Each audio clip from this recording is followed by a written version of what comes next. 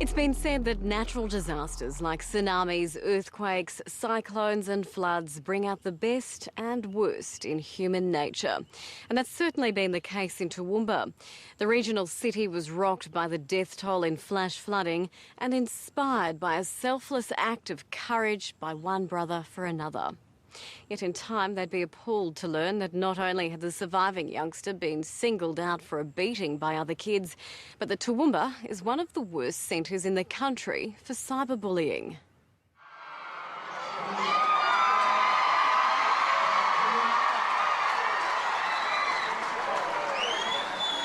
A string of high-profile visitors helped morale as Toowoomba grappled with that day in January.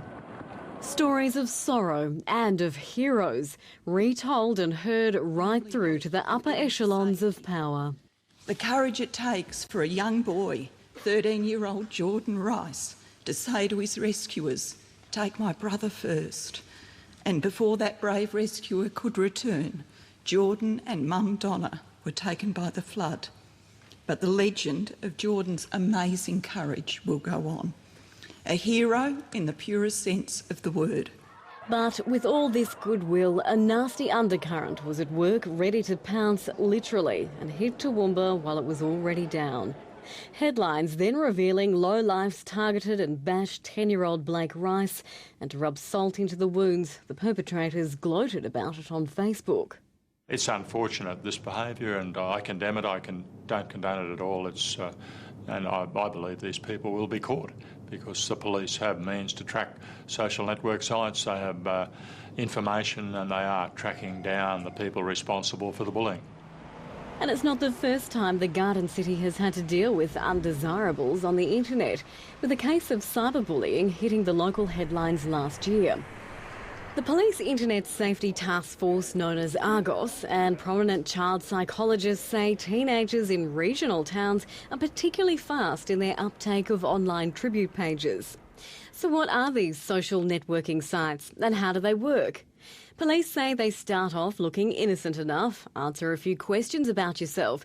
You can even keep it anonymous, but things can soon get out of hand. With all these social networking sites, and predominantly with tribute pages, they are set up with good intentions in the beginning. Inevitably somebody gets on and has an antisocial blog or puts something antisocial on, or an image on which is inappropriate, and then it seems to self-generate from that very quickly within the social networking site. So within a short period of time, within a few hours, we see people adding to that anti-social behaviour, and it becomes out of control very quickly. But the story doesn't end there. Another tribute site, Great Wall, was found to be just as menacing to kids in Toowoomba. The Australian Federal Police, in conjunction with the FBI, kept a close eye on the Great Wall site and were eventually able to get the site shut down, temporarily at least. What began in the back streets in the town of Ohio in the US Midwest was traced to a local operative in Toowoomba. The administrator itself closed it down for a short period of time, I'm led to believe. Police did a number of education programs within schools to get the children aware of the consequences of using those social networking sites, the antisocial behaviour attached with the use of some of those sites. And that was very fruitful with educating the children and stopping that type of behaviour. The internet, of course, is a valuable tool helping regional and rural communities connect and gain access to information and resources, and there's no denying it's here to stay. Over the years, Landline has dealt with the whole range of farm safety protocols. It's now clear a best practice toolkit also needs to focus on cyber safety. When you're online and you're chatting as a child, you think you may be chatting to another child or a peer or somebody else who assumes an identity of someone else you know. But in fact, you may be chatting with a perpetrator, an offender who is trying to access children or access images of children. And the internet safety message is heading further west. A few years ago, Senior Constable Mick Maguire left the Gold Coast glitter strip for the bushbeat here in Charleville in southwestern Queensland. He's passionate about protecting young country kids from the perils of cyberspace.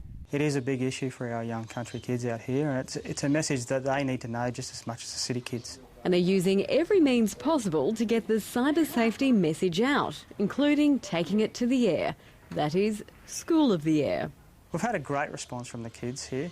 As you're well aware, country kids have their own unique sense of what's right and what's wrong, and we get some very interesting questions along the way. Using the School of Distance Education has been fantastic. We've managed to reach kids we would normally, not drive and give a presentation to. So Mick, we're off to a different type of classroom. What can we expect in here? Well, we're talking to a computer screen and the students on the other side, so it's actually quite amazing. So how does it work? Well, we put the CD-ROM into the computer drive, and all the students then come in on the conference, and then they can ask questions over the air, and we try and answer them the best as we possibly can. So are the parents there as well? What sort of involvement do they have? Yeah, the parents have been very, very interested in the Surf Safely message and cyberbullying message that we're putting out there, and we've had a lot of positive feedback from the parents. Good afternoon, Ben. How are you today? Thank you. Excellent. Look, Ben, today we're lucky enough to have Senior Constable Mick Maguire talk to you today about cyberbullying and the internet. So away you go, Mick. We don't really want to stop you from using the internet and chat rooms and blogs. We just want to make sure that you use them safely. We know here at the School of Distance Ed that the use of computer is extremely important for you guys because it's your main sort of source of any education. So we just want to give you some hints and tips and some advice to stay safe and have some fun on the internet. I was wondering if cyberbullying can occur on Facebook. Yeah, it certainly can, Ben, and that's what we're here to try and stamp out today. Since we brought the program to the kids, it's been great. They've been coming forward a lot more and just discussing what they believe may or may not be cyberbullying. They run it past us and we give them advice. Main message we're giving them is to not respond to any of the rubbish that may be sent across the email or across their phone, and to report it to an adult or a responsible person. Okay, Lindsay, you're up.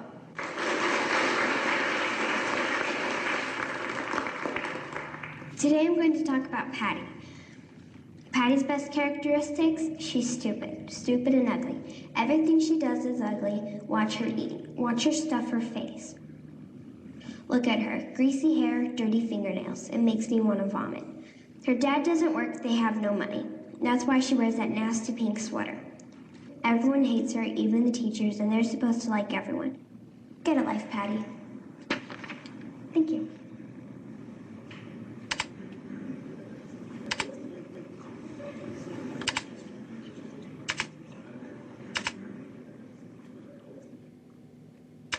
Talking about rates of 40 to 50. Renowned child psychologist Dr. Michael Cargregg has become a champion of protecting kids against bullying, both online and in person. And he's seen firsthand the changes in recent years in Australia.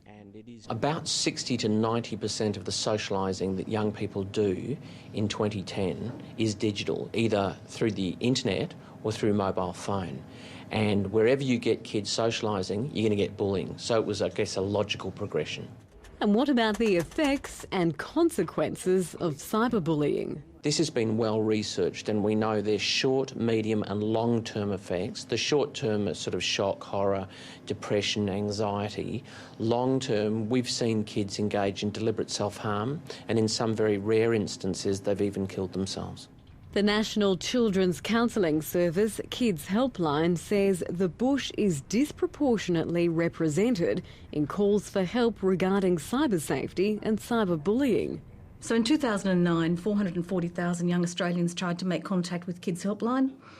Our counsellors all responded to 270,000 of those, and 120,000 were from kids who live in regional, rural or remote Australia.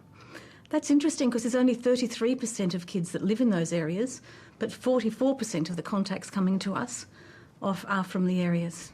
Hello, Kids Helpline. Hello, Kids Helpline. How are you? How are you going? In a sign of the times, Kids Helpline set up a separate cyberbullying department.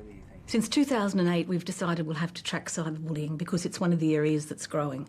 And there's lots out there in the community, people hear about it, they don't really understand, I don't think, what's happening for young kids. And so we've watched those numbers come through in a growing area. For example, on our website, we put a hot topic up about cyberbullying, and in the last 6 months, there's been 4,500 hits to that site. So it could have been young kids or teenagers, or indeed it could have been adults trying to access some information about cyberbullying, but that's a lot of people coming in and downloading information. So what's the difference between cyberbullying and the more traditional schoolyard variety? Cyberbullying doesn't go away. So if someone's coming at you on your phone, or they're coming through a chat site or social networking, they can come to kids 24 hours a day. So when they're at school, they might access something. When they're at home, they might. And you imagine living with stories coming to you, people having a go at you 24 hours a day, and you having the opportunity to look at that. It's very hard to turn off. Bullying can take on different forms. A moment of recklessness with a mobile phone can cause lasting heartache and a police record. It's very easy to take an inappropriate photo in good fun and thinking that it's not a criminal offence, but it's very easy to step over the line once you start taking those sort of photos, communicating or distributing them.